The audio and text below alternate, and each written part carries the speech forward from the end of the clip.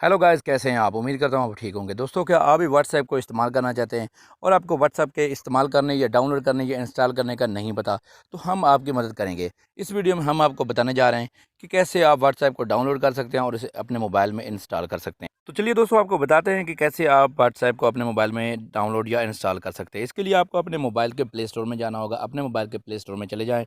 कुछ ऐसा फेस आपके सामने नज़र आएगा। प्ले स्टोर को ओपन करते ही आपको वहाँ पर ऊपर सर्च इंजन में टाइप करना है व्हाट्सएप।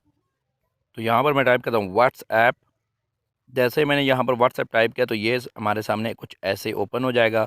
यहाँ से आपने इंस्टॉल पर क्लिक कर देना है। जैसे ही आप इंस्टॉल पर क्लिक करेंगे तो थोड़ा सा टाइम लेगा और आपके मोबाइल में ये इंस्टॉल हो जाएगा। तो थोड़े से टाइम के बाद ये आपके सामने कुछ ऐसा शो होगा। यहाँ से इसे ओपन कर लें तो आपके मोबाइल में व्हाट्सएप इंस्टॉल हो चुका है। आप इसे इस्तेमाल कीजिए और एंजॉय कीजिए। अगर आपको व्हाट्सएप इस्तेमाल करने का नहीं पता तो गाइस, आप यहाँ पर हमारे चैनल पर विजिट कीजिए।